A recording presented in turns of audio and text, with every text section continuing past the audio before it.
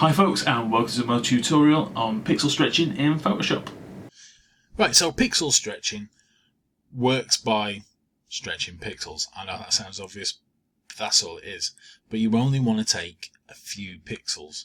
So the easiest way to do pixel stretching is to go to your marquee tool, click and hold, and you get this single row or single column marquee.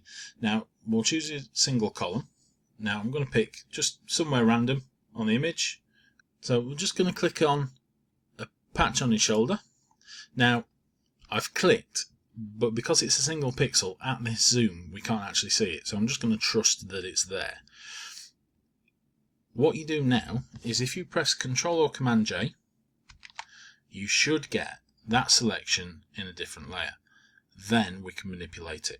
So if you press Ctrl T or go Edit Free Transform, we should get the Free Transform box up.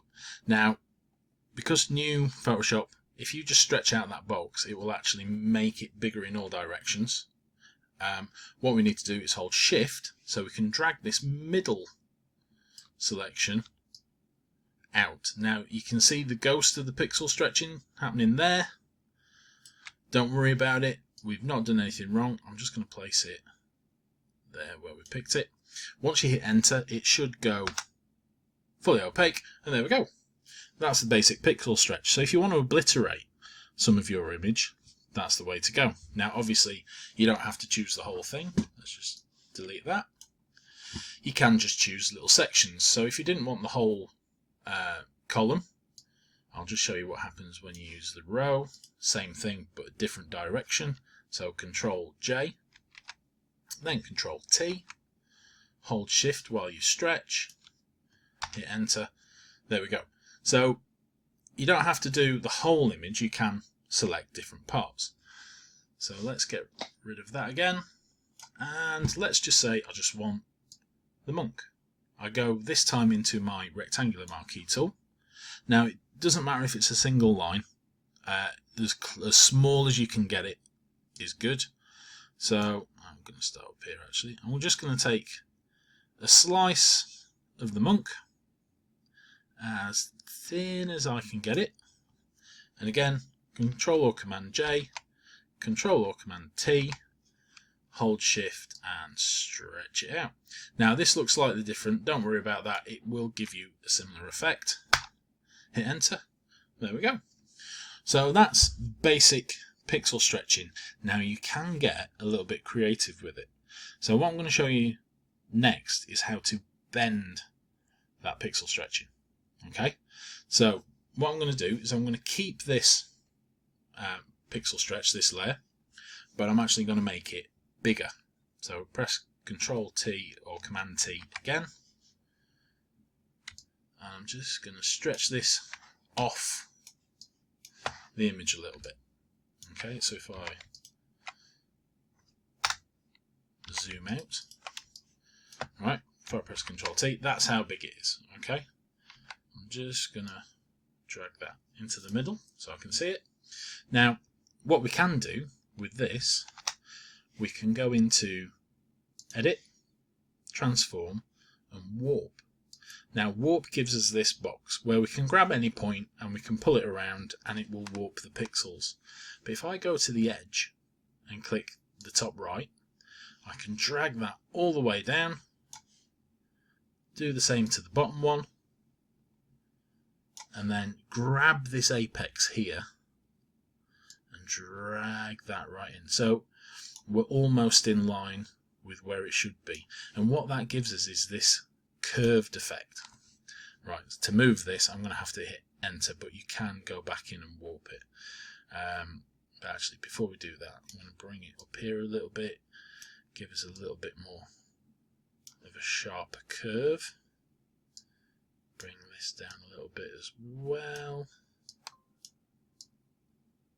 Yeah, there we go. So yeah, now we've got this really nice curve. Now what can we do with it? We can move it around, we can rotate it, and we can do anything we want with it. However, what it might look really good, and I've seen this done elsewhere, is if we cut out the monk and put the monk back on top. So what I'm going to do is I'm just going to quickly cut out the monk. I'm going to use the polygonal lasso tool for this just because I know it's quite precise. Could use the quick selection tool, but yeah, this is just going to work just as good.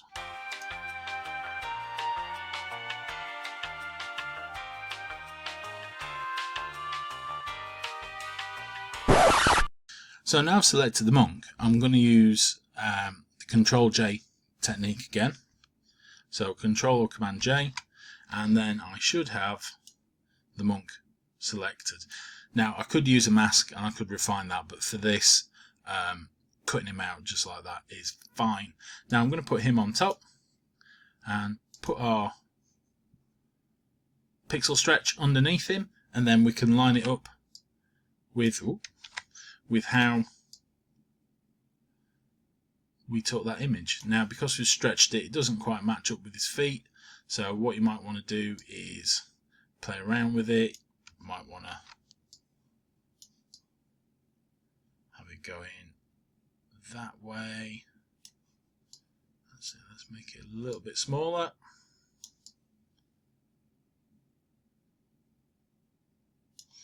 There we go, quite like that.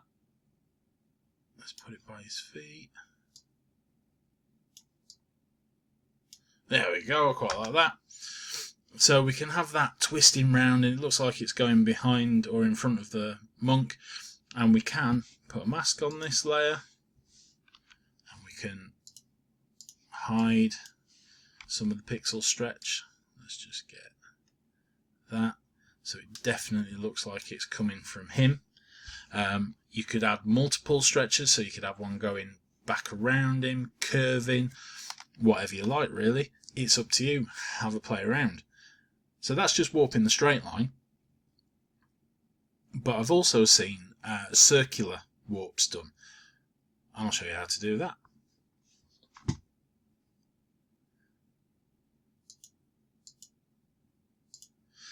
So for the circular warp, we want to do same thing. So I'm going to take the selection of the monk again, tiny little slither. There we go. Control or Command J, and then this time we want to stretch it so it fills the whole screen.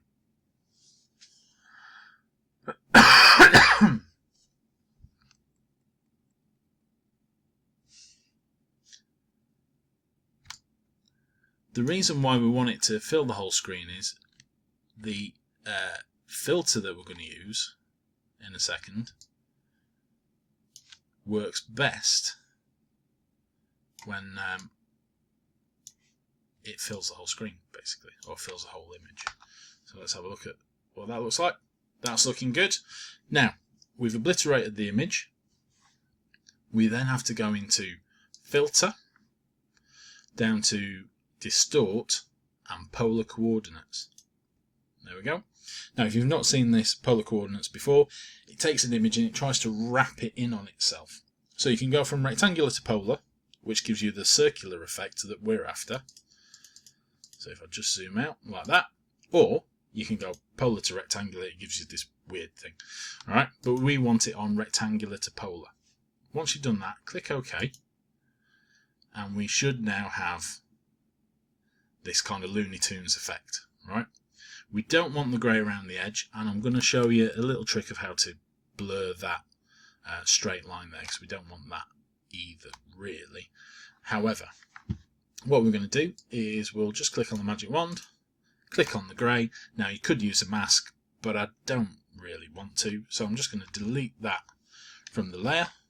Now, it's not quite a circle, and we'll get that sorted now. So Command or Control T, and you just want to use Shift and squish it till it looks like a circle. You might also want to make it a little bit smaller. Let's make it a touch smaller.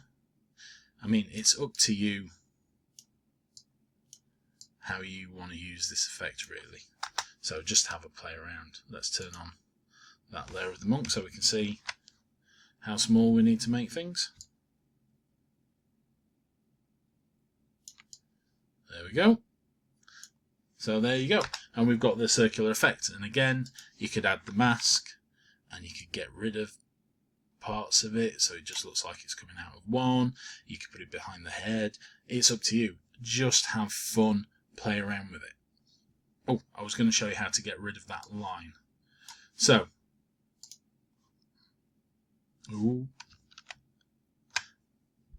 oh yeah, I was going to show you how to get rid of the line. So if I just go back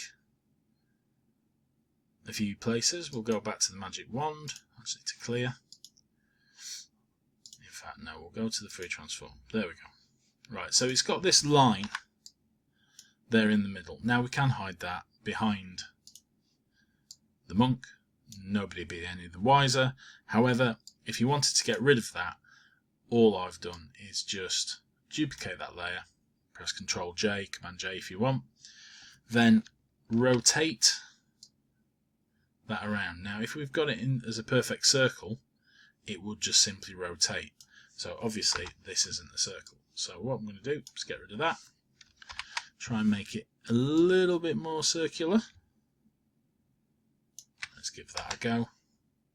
So Control or Command J, Control T, free transform, spin it around a bit, add a mask to this layer, use a fuzzy black brush on a white mask, and just kind of blur that out. Got a little bit there, so just flip back. There we go. And then you can combine both layers and away you go, line free. But there we are, guys. Pixel Stretching 101. Hope you enjoyed the video. We'll see you in the next one. Bye.